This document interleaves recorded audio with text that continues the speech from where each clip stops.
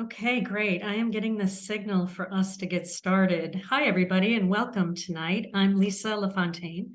I'm the CEO of the Humane Rescue Alliance, and it's a real privilege for me to introduce Kate to all of you. Kate, Meghji, and I met many years ago just in the national animal welfare circles, but we really got to know each other during the pandemic. And there were a group of us in animal welfare leadership who were meeting on a regular basis, often weekly, to navigate these challenges that many of us had never seen before.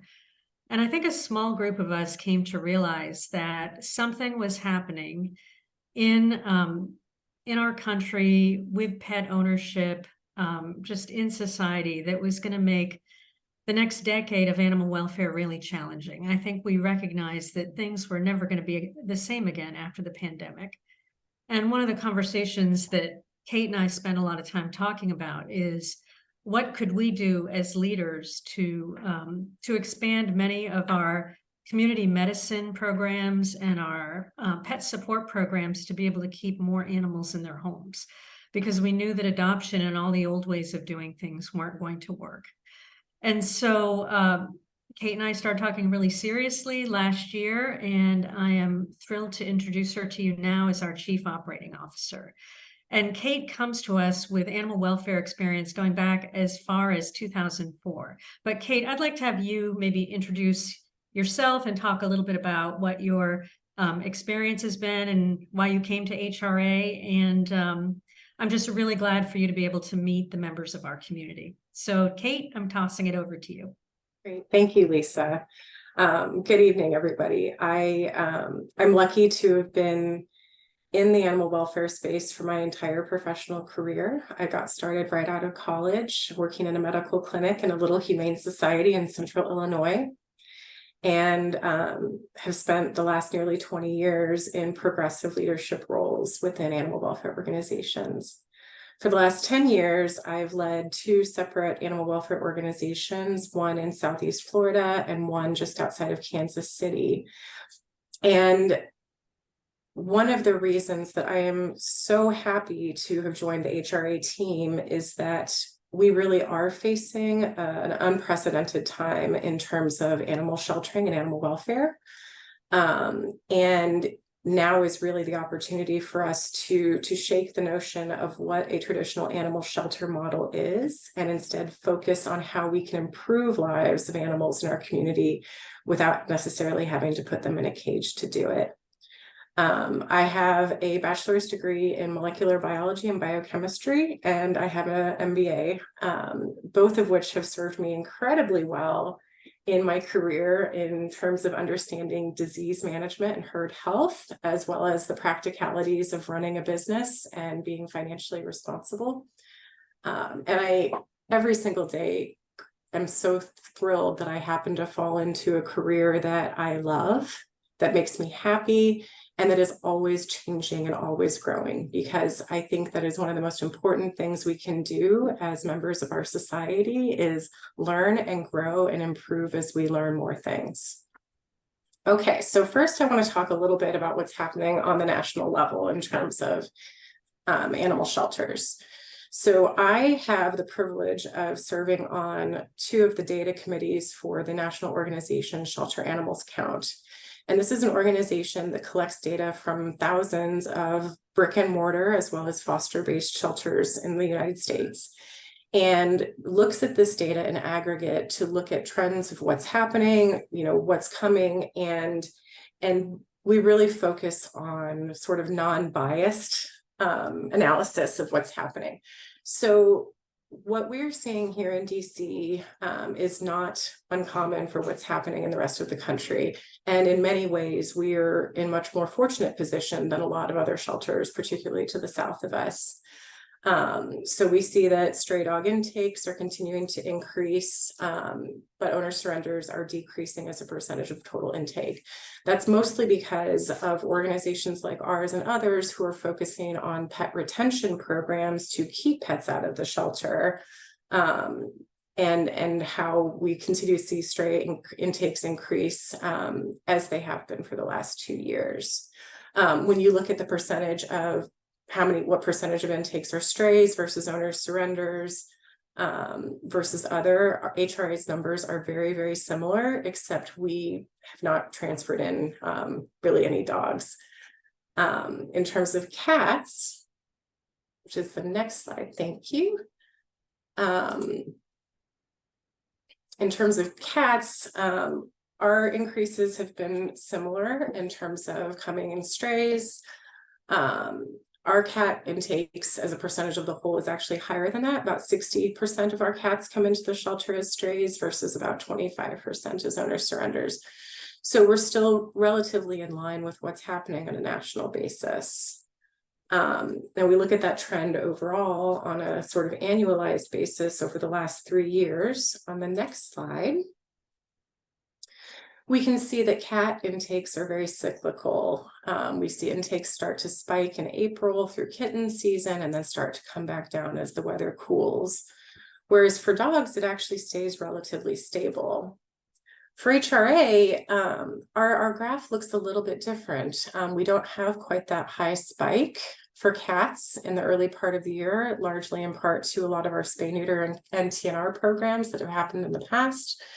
And with dogs, we do see a little bit more cyclical activity from May through August, which is a time when a lot of people are moving, apartment changes happen, things like that. So our intakes as a percentage for cats are, very similar. Hold on, I'm looking at my numbers.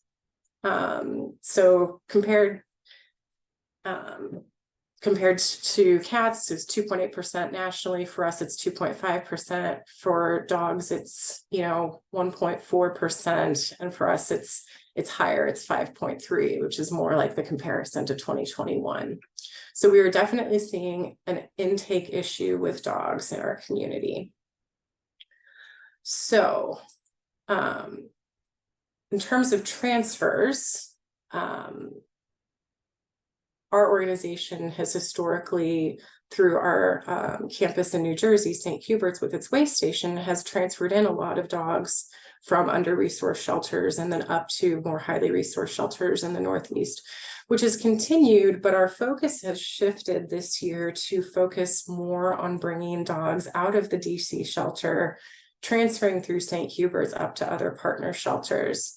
So this year compared to last year, we've more than doubled the number of animals that we've transferred out of our DC facilities.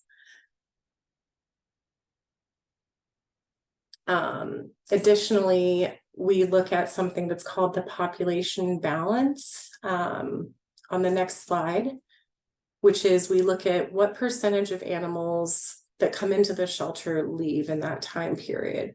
And if you've got more animals coming in than you have leaving, your population starts to increase and you start to see things like disease outbreaks, which we have, higher stress and frustration and behavior, which we've seen. So for us, our cats have 3% more cats have entered our shelter than left this year to date, whereas 5% more dogs have entered the shelter than left. So compared to the national average, we flipped it a little bit. And I want to talk a little bit about why. So pre-COVID, we had it all figured out in the world of animal sheltering. We knew how to remove barriers to adoption. We knew how to be really progressive and, keep animals in homes and get dogs returned to owners really quickly if they were found as strays.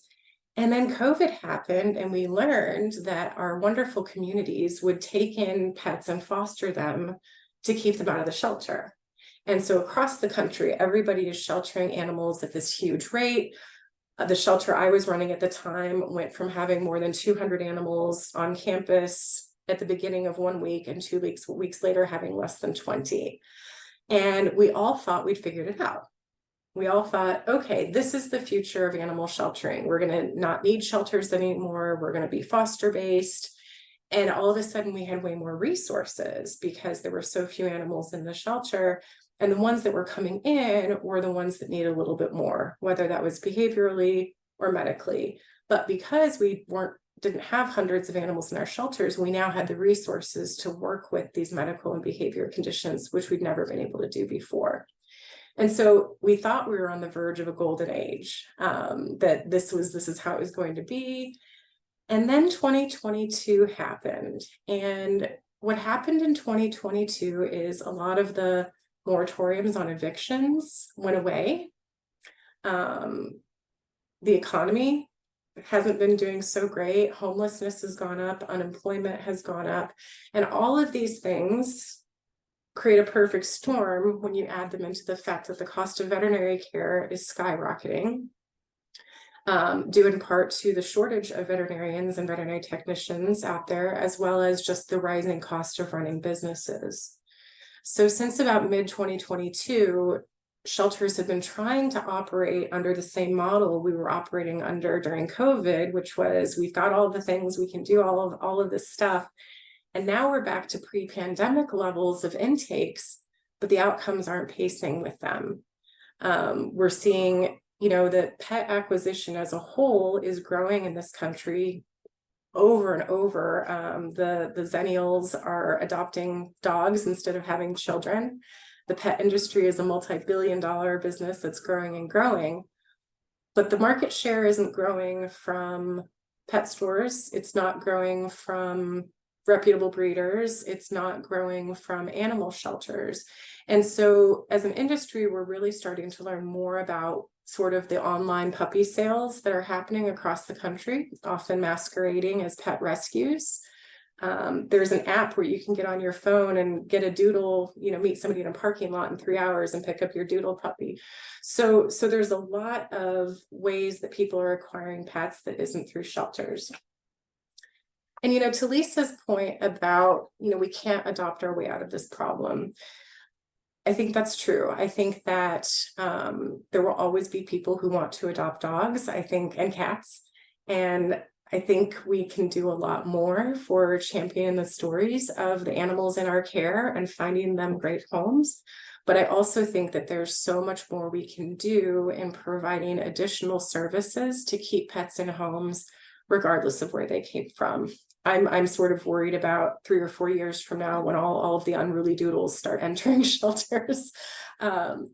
So what's happening right now for us and kind of the future. So in the next slide. I guess we can talk what's happening right now. So our intakes versus outcomes aren't pacing. Many of you are probably aware that we've been battling a canine influenza outbreak since late July. We've had spikes of panleukopenia and parvo as well. These are all common things that happen in a shelter environment, but when your outcomes aren't pacing with your intakes, they become much more dangerous. They can spread much more easily. And because the stress that the animals are experiencing, they're more likely to get sick and they're more likely to get more seriously ill. So our team has worked really, really hard on disease mitigation, weekly testing, quarantine spaces, all of these things. And we're finally starting to see the light at the end of the tunnel as far as that goes. But because of these things, we're still seeing that our adoption rates are not back to what they were pre-pandemic. Our average length of stay for animals or dogs in the shelter it's not growing, but it's staying pretty high, around 16, 17 days on average. But on the plus side, we've had a resounding success in recruiting fosters. On any typical day, nearly 60% of the animals in care are in foster homes rather than the shelter. And we continue to try to develop and grow the community programs and wraparound services that we have to keep pets in their homes.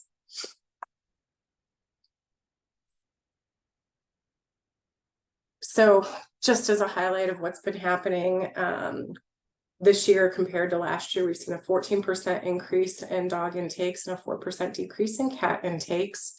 And then on the next slide, you'll see that our outcomes are up 10% for dogs and down 10% for cats, which means that our overall inventory has increased by 4% for dogs and by 6% for cats when you average those out, which again is sort of why we are where we are and why our team is working almost around the clock to get pets out of the shelter into foster homes, transferred to other organizations, and adopted in our communities.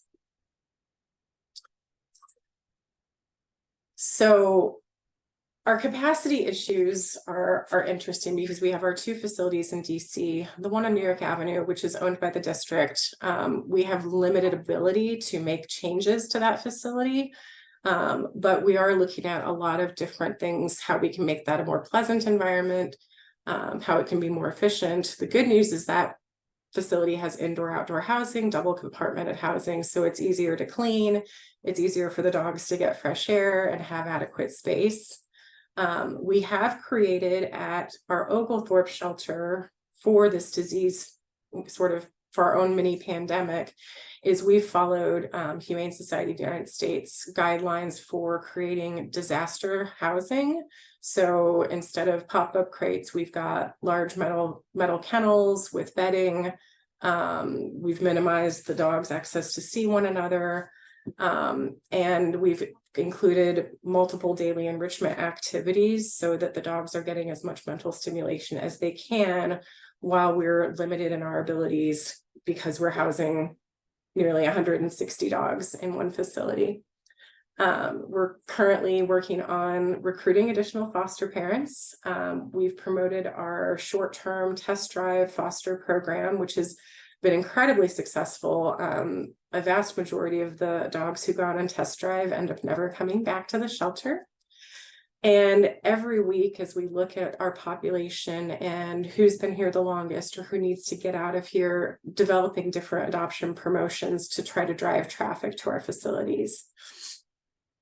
And then, of course, we're working on transfers to our shelter partners. We're currently transferring 15 dogs every other week to our St. Hubert's campus, and then those dogs are either going to adoption there or being transferred on to other shelters to be adopted. Okay.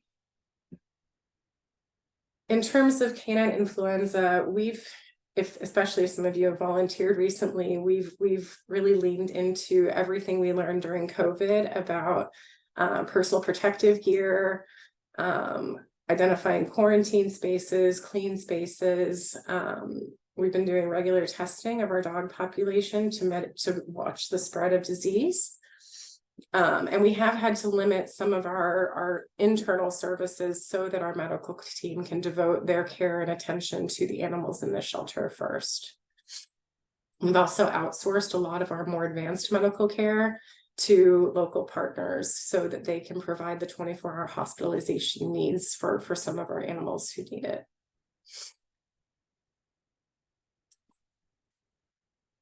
So we're approaching the end of sort of our quarantine plan, and the next step is really evaluating the different spaces that we have or we need to ensure that we can provide humane and adequate housing to our animals, that we provide a welcoming space to our community who want to come in and meet the animals and volunteer or adopt or foster.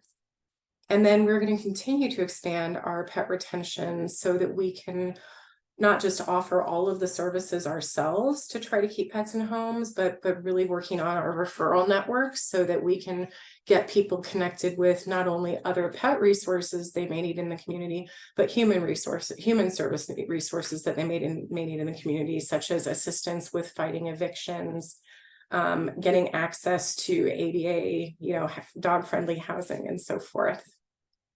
There's a lot that we can do to support our community outside of the walls of our shelter. In terms of keeping our pets in homes, we offer several programs that are really focused on keeping pets in homes, just like our pet pantry, our pet health center. This year, we launched our field veterinary program, which has year-to-date seen nearly 800 pets in homes. And most of these pets were referred to our field program because they were seeking surrender due to medical reasons. And so we were able to divert those animals from being surrendered to our shelter by instead sending out our wonderful Dr. Gerbig and her assistant to provide in-home veterinary care to people who can't afford it elsewhere. And this is a program that I would like to see grow by leaps and bounds, because access to veterinary care, particularly in some parts of our community, is a limitation in and of itself. And a lot of our neglect and cruelty cases often come from someone who is not able to access the care that their pet needs, not that they don't want to provide it. And then we're really ramping up our lost pet reunification program. We've got a full-time employee whose job is to do lost and found through all the neighborhood postings, Facebook groups, listservs, to try to match up pets that are found before they arrive at the shelter. And then once they arrive at the shelter, getting them back connected to their families as soon as possible.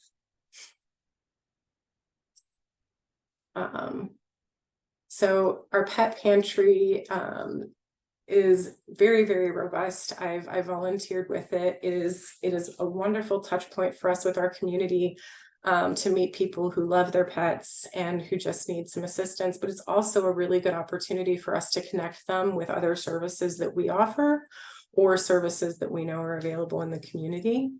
It's how we build trust in our community, because, you know, we have to be very careful about being respectful of different people and their needs, and we have such an opportunity to build those relationships even stronger, so people know that they can come to us for whatever they need for their pets. Our pet health center, well, mostly we build wheelchairs for dogs. But actually what our pet resource center does is, when someone is considering surrendering a pet, and they call us, we find out more about the situation. Is it about housing? Is it about behavior? Is it about medical? Is it something completely different? And our team connects people with other resources. You know, do they need a phone call from someone on our behavior team to work on, you know, jumpy mouthy behavior, or counter surfing? Do they need just access to flea and heartworm prevention? I've seen people who think they need to surrender their pets because they have an unmanageable skin condition that actually just turned out to be a flea allergy. And once they had access to regular flea medication, the condition went away and the pet got to stay safely in their home. And then here's a beautiful picture of our field team. Dr. Gerbig was recently talking about how much she loves being able to see people in their homes with their pets, because it's much less stressful for both the human and the animal at the other side of the leash. And while she's there, she's able to look at the conditions to sort of see, you know, I came out here because you said your dog was bothering with his ears, but I also see that he really needs a nail trim, or I also see that, you know, maybe he needs a dental. Maybe we should just go ahead and get that scheduled. So it's really about meeting people where they are and getting their pets what they need to be happy and healthy together. And then I talked about our lost pet reunification, which we've got a lot of ideas about how to expand that even more with engaging volunteers in being our lost and found pet detectives. So how can you help? Well, these are the big ones. You can adopt, foster, volunteer, donate, and spread the word. You know, if people who don't live in this world of animal welfare that the rest of us do, they don't often know what their local animal shelter does. They don't know that we have all of these different programs and services, that we can get them connected with low-cost spay neuter, community cat programs, pet pantries, human services. And really that's how we spread the word, and that's how we grow the impact that we can have even greater, to have a larger impact on our community and the animals that they love. So I think at this point we're ready for some Q&A. I know we got some questions beforehand, and then I know we've been collecting some throughout the chat as well.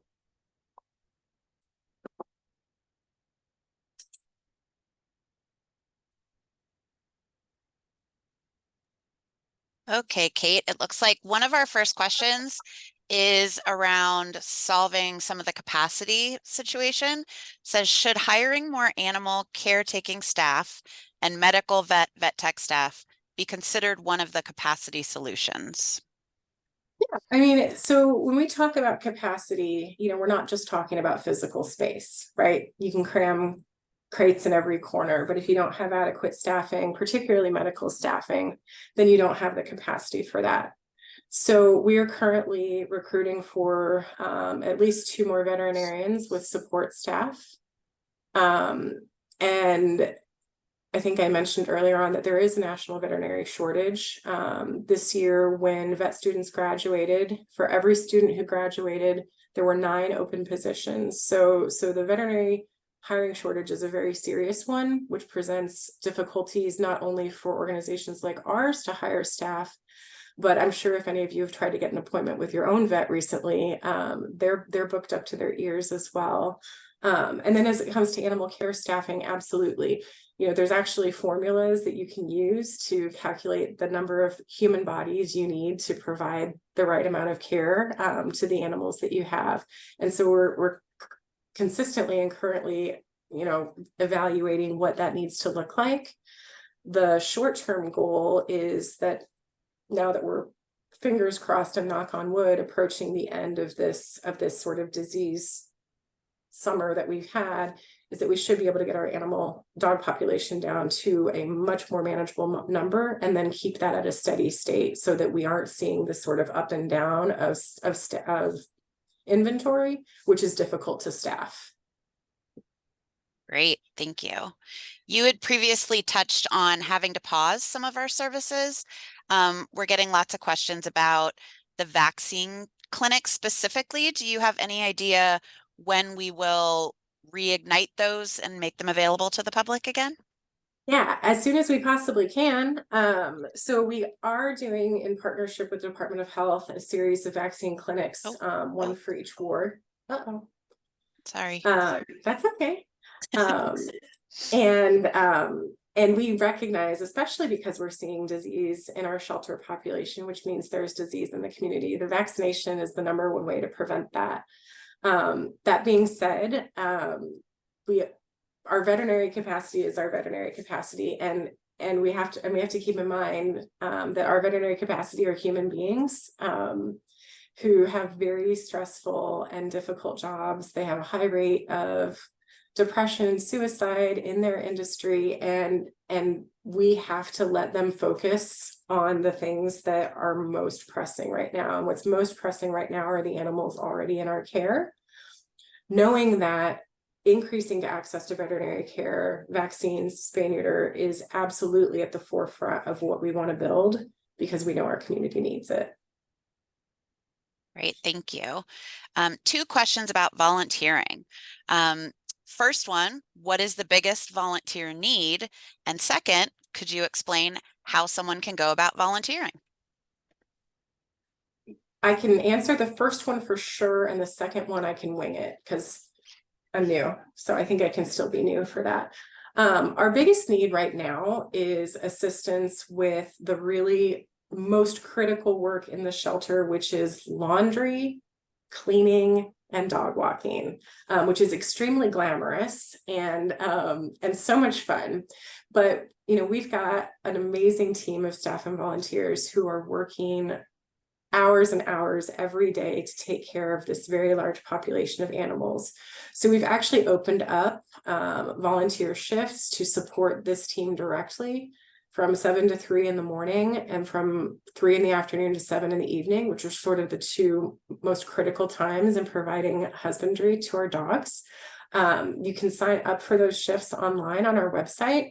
And then you can also sign up for a general orientation to learn about all the different ways you can volunteer with us. Perfect. We're getting multiple questions about the public spay neuter clinics that again have been closed for some time because of everything we're dealing with. Is there any update you can provide on those services? No, I mean, I think the answer is the same as to the vaccine clinics. We absolutely understand that it's critically important. We absolutely understand that there are very limited number of providers of low-cost services in our community. We're absolutely looking at opportunities for increasing our capacity looking at alternative locations, perhaps even for a wellness clinic. But we can only grow so fast as we can recruit veterinarians who can lead these programs. But I feel very confident that as we get more into the winter and our population under better control, we'll be able to start adding these services back in. Great. What is the status of the mobile medical unit? Could you provide a little info on that since we didn't touch on it? Mobile medical unit is a little veterinary clinic on wheels, and it soft launched on September 1st. And it has the capabilities of operating like a clinic of its own. Because we are short-staffed in terms of veterinary services, we're kind of only able to do it, I think, every other Friday in different locations. But since September 1st, I think it's provided assistance to nearly 70 animals, with 4 or 5 visits. So there's a big opportunity for that. And I think that the future of our community medicine is going to look a lot like our field vet team and our mobile unit, providing access where people need it the most. Wonderful. Could you talk a little bit about how HRA provides support for community cats? There have been some changes over the years. I know we still offer support on our website, but maybe you could just touch on that for folks. Yeah, so I'm catching up on sort of the history and everything. I know that currently we're offering, I think, once a month community cat sterilization days. In the past, I believe we had a staff member whose job was community cats, which was, funded by a grant for a period of time. Now what we're really looking at is when we think about all the different ways that we can keep pets out of shelters, community cats are a big piece of that. Keeping healthy, friendly adult cats, stray cats out of the shelter is really important. Sterilizing them and vaccinating them is even better. So it really has the ideas for that to become more of all of the service we provide, rather than one person doing this one job. This is a part of our field team, this is a part of our pet support team, and again is unfortunately limited by our veterinary capacity currently, but is absolutely a part of the future. Gotcha. Is HRA required to take all community surrenders under their contract with DC? I am not an expert on the contract yet, but I do not believe so. Maybe I can phone a friend.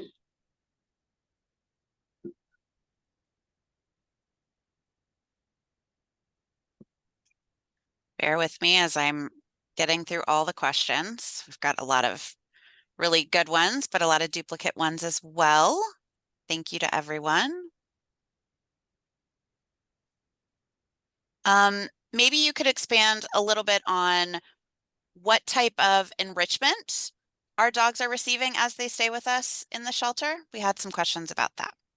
Yes, also I want to clarify on the requirements of the contract. The only intakes that we are required to take in are dogs that are found running at large.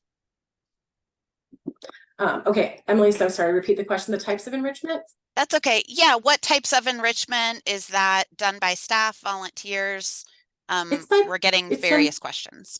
Sure, it's done by both staff and volunteers. What we find is dogs love to experience the world that they live in different ways. A lot of it's through their nose or their mouth, getting to smell different things. So we have puzzle feeders, we do frozen enrichments, we do different peanut butter related things, applesauce related things, things that take time for the dogs to focus on, and sort of relieve that mental frustration. I'll tell you, the first few times I walked through the buildings, you're taken aback by the noise. I think as anyone can remember the first time they went into an animal shelter, that the dogs are excited to see you, they're excited to see each other. And after about 3 weeks of doing this regular enrichment, I was walking through the kennel and finally stopped. I was like, nobody's making any noise, because they were all happy, they were doing something.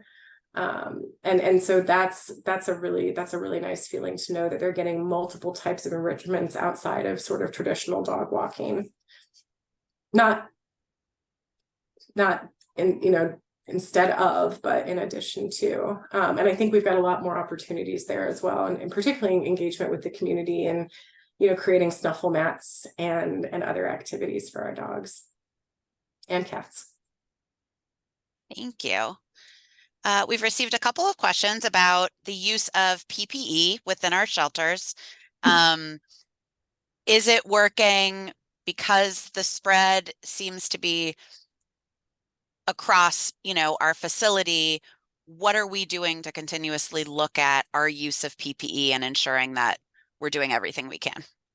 That's a really good question. And I think that, well, to talk about canine and this particular strain of canine influenza, it is very, very, very contagious. It doesn't live in the environment very long, but it's very contagious and it spreads very quickly. I think that the use of PPE is really important when you consider how far droplets can spray through the air, as we all learned during COVID. Obviously, using PPE correctly is critical, and we know that we're humans and we've got staff and volunteers of all different levels who there's probably some human error in that, just like there's some human error in how we utilize our clean spaces and so forth. That being said, our medical team has done an expert job of really tracking the disease dog by location to get an understanding of how it has been spreading. And it really seems as if most of the spread has been, you know, one dog who lives near another dog, who lives near another dog, so forth. In the last almost 28 days, we've had segregation between our New York Avenue location and our Oglethorpe, and we've seen no spread between the two, even though we have had staff going back and forth in some cases. So I think largely it's been worth it. But it is absolutely something that needs to be reviewed on a regular basis, so that we're not, you know, asking people to do things that are really, really difficult, that is just negatively impacting their ability to volunteer or to spend time with the animals. But that being said, I feel very glad that we've done it the way that we have, because I think this could have been much worse. Absolutely. Okay, we just got a great question, and I'm going to go ahead and ask it and answer it, just because it's quick. Does HRA still have a wish list on Amazon? Yes, we do. And we will happily accept any donations via that wish list. They could be mailed directly to the shelter. If you go to our website and you search for ways to help or ways to give, a link to all of our wish lists are there. So we encourage everybody to help out however you can. I love high value dog treats for dogs, please. Yes. Pepperonis are awesome. We've gotten a couple questions about managing flow of the amount of animals that are coming in versus the amounts going out. Maybe you can give a little more detail or information about that. So this is my favorite subject. So the throughput of animals through an animal shelter, if you boil it down into kind of the boring details, it's just like running a factory, right? You would look at process inefficiencies, you look at bottlenecks, you look at why things don't happen when they're supposed to. So one of the very first things that I did when I got here was sitting down with our team and literally going through every single animal in our care, looking for, what do they need? Are they missing something? Was there a finder who maybe was interested in adopting? What does this animal need to get out of here and go to rescue or go to foster? And that's a huge endeavor the first couple of times you do it. And then once it becomes a daily habit or a weekly habit, then you've got a team that's rocking and rolling and can go through and look at every nose in our care and say, what's the status with this guy? Oh, he's going to foster on Tuesday. What's this guy's deal? Oh, you know what? He's got one more round of antibiotics and then he's ready to rock and roll. And so that's a muscle that we really needed to develop, and it's developing fairly well. And because we've created that as a cross-departmental function, you know, it's not any one department's job to make sure that the animal flow is a part of it. It's a part of everything. It's medical, it's behavior, it's adoptions, it's foster. Because every one of us, regardless of which department we're in, we're responsible for making sure that animals don't fall through the cracks or don't get stuck somewhere in Siberia because somebody forgot to update their status in the computer. So we're very much making that a part of our daily lives. And now that our team sees how efficient it is, it doesn't sound like this huge burdensome process to go through every day. What we're now working on is the processes themselves. So not just, you know, how the animal moves through the building, but like what processes support that movement. And are we using our software systems efficiently? Are we doing too many things that are dependent on human input that lead to human error? And are there more things that can be automated to make it more streamlined and efficient? And that's the part that I really love. So we're getting into the fun stuff now to make sure that the systems and structure exist so that our staff can be really successful in helping animals get out of here quickly. Wonderful.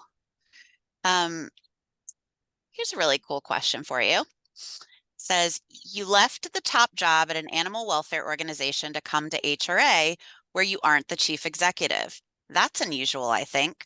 What caused you to make that decision, and what's the transition been like? So yes, that's a great question. I very much enjoyed leading animal welfare organizations. At the first shelter that I ran, I got there and about 3 months later had to launch a capital campaign to build a brand new facility that I'd never done before. And it was a joy, and there were tears, there was laughter. It was very successful. And when that was wrapping up, I was like, okay, what's next? Like we're building this beautiful thing. Now I can just sit in my beautiful office and be happy. And I wasn't. And then I was reached out to by another shelter that had gone through a big leadership transition, and we're still operating their shelter like it was 1990s in terms of, you know, opposition to TNR, barriers to adoption. And for whatever reason, I thought, well, that sounds like a lot of fun. So I moved my family to Florida to do that. And we got through COVID, and we made some really good changes. And it was around that time that I started connecting with Lisa more and thinking about, you know, what makes me happy and what I'm really good at. And I love shelter operations. I love envisioning a future that really embraces the humans in our community. And I love not having to do a lot of that CEO stuff anymore. I'm happy for Lisa to take the lead on you know, board things and fundraising and all of that. And so I wasn't sure what the transition was going to be like after, you know, having led organizations. And I have found that I do like making decisions, and so I have to remind myself to run things by Lisa. But I'm really enjoying it because I'm really getting to focus on things that I can see the impact of immediately, as well as the staff and volunteers can see the impact immediately, and I don't have to worry about the boring stuff anymore. Love it. Well, we are very happy you're here, Kate. How do we let the community know about the programs and services that we offer? It seems many people may not be aware of them. So maybe you can touch on the ways we are out in the community or how we promote our services. Yeah, I think that's a really good question. And I don't think I'm going to be able to answer it incredibly well, simply because not only am I new to this organization, I'm new to this community. But I think that, you know, when it comes to marketing and communications, you have so many different channels these days, right? Even through social media, there are more social media things that exist now that I can't keep track of, in addition to sort of the grassroots type of communication that happens in a lot of neighborhoods in the community. And then, you know, media and marketing things. My opinion is that we need to spend some time talking to the communities that we serve to find out how they receive information, to find out how they want to receive information, and probably getting a lot more connected with the human service organizations who are already in communities doing great work, and helping them understand what we offer so that they know that we're a resource to provide. But it is challenging in a day and age where people get information 24 hours a day from 100 different sources to figure out how to get in front of somebody's eyes, especially if we need them to or we want them to. But I think we're going to be devoting a lot of time and energy into that conversation so that we can make sure that the community knows that we're here and that we're here to help.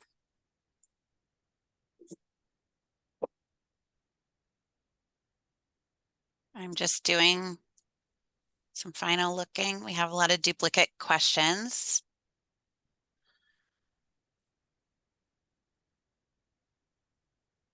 Here's a new question. In your short time here, have you found any challenges that are unique to DC and the DC HRA versus shelters in other cities? Sorry for the background noise. No. Period. No.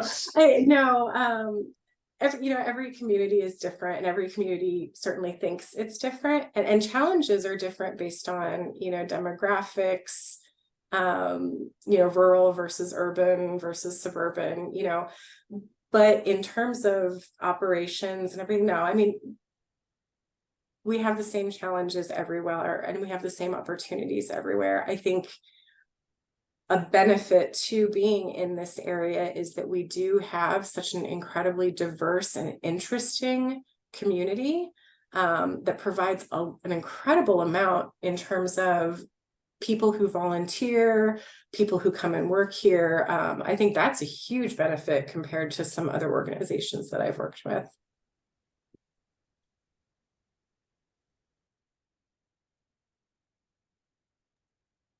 Sorry, the cleaners just showed up, everybody. Just normal shelter business. It looks like that is most of the questions, unless there's anything else you want to provide. Oh, actually, we've got one more. Could you speak to what sheltering is like in communities that are really struggling? Yes, I can. So when I was running the shelter in Kansas, I was lucky enough to be able to get our throughput to a level that I could start transferring in animals from other shelters. And by the time I left, we were transferring in nearly 2,000 animals from shelters in Texas and Arkansas and Missouri. These are shelters that are largely run by municipalities, sheriff's departments, the guy who runs Parks and Recs also is the dog catcher. And these are communities with no resources, no money for their humans, let alone their animals. And so these communities are still operating under a population management by euthanasia. And so we were transferring up, small breeds, puppies, things like that. And that's starting to improve in some places. Others, it's still a ways away. And then I go to Florida, which Florida has some of the largest, most well-resourced animal shelters in the country. Mine was a well-resourced shelter in a very affluent community, but down the road, 20 minutes from my shelter was a shelter with 7 outdoor kennels for cats, one labeled for every day of the week. And so on Sunday, all the cats that came in on Sunday got put in the Sunday cage, Monday, Tuesday, so forth. And then when they come back around the next week, they emptied that cage out through euthanasia and started over again. There's a county in Florida that in the last year that I looked, took in just over 850 animals and had 3 live outcomes. And it's largely not because people don't care. Usually the people who are working in these organizations care very, very deeply. But but they don't have the support, they don't have the resources. Their county commission or city council or whomever is struggling to pay for a million other things. Vaccines aren't at the top of the list, right? And so one of the things that I worked on there, and hopefully we'll get to continue to work on here, is how we can provide support and resources to shelters like these so that they can have more positive outcomes. You know, whether it's providing vaccines to some of these shelters so that they can vaccinate their animals, and then other shelters will take those animals, because there are a lot of shelters that won't take unvaccinated animals. It's stuff like that, but it's, you know, I know that in DC this summer has been really hard. This all feels very difficult, but I can tell you, I've been to hundreds and hundreds of animal shelters, and I have a lot of friends and colleagues in the industry who are struggling so much more than we are, which makes my heart break for them, but it makes me very encouraged about what we're going to be able to do here.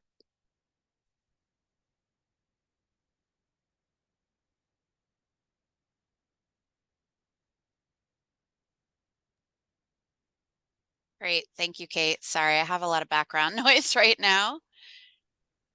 Trying to see if there's one good final question, just because I want to be cognizant of time. And we will be providing other opportunities for the community to ask questions, including other volunteer specific meetings. So I just want everyone to know those will be happening. We want to keep the lines of communication open. Yeah, and I do want to make sure, you know, especially for our volunteers, that I'm going to continue sending out regular communications. And I also encourage anyone to reach out to me directly. I will tell you that right now I'm not responding in a very timely manner unless things are urgent, but I read everything, and I'm excited to get to know people more.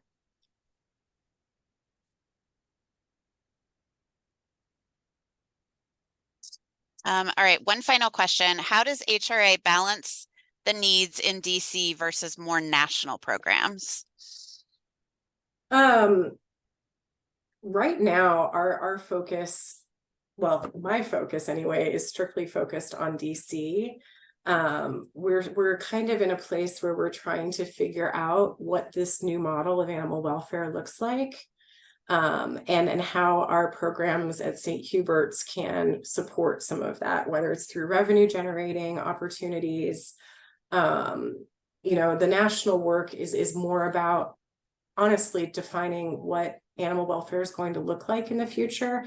And to me, we have no greater opportunity than to pilot and try these things out in this city here in DC. So as far as I'm concerned, like my baby is DC, but we do have a larger leadership team, but a lot of what we're talking about is building the structure here and then replicating it elsewhere. Great. Thank you so much, Kate. I think this has been extremely helpful for folks. I want to let everyone know that this community conversation has been recorded and will be available on our YouTube page. We'll share that link on our social media channels tomorrow. And as Kate mentioned, if you have any further questions, feel free to reach out to us and we will get back to you. If you pre-submitted questions and didn't receive an answer, feel free to reach back out to me at emiller@humanerescuealliance.org, and I will make sure to handle all of those questions for you. Thanks so much, everyone. Have a wonderful night. Great.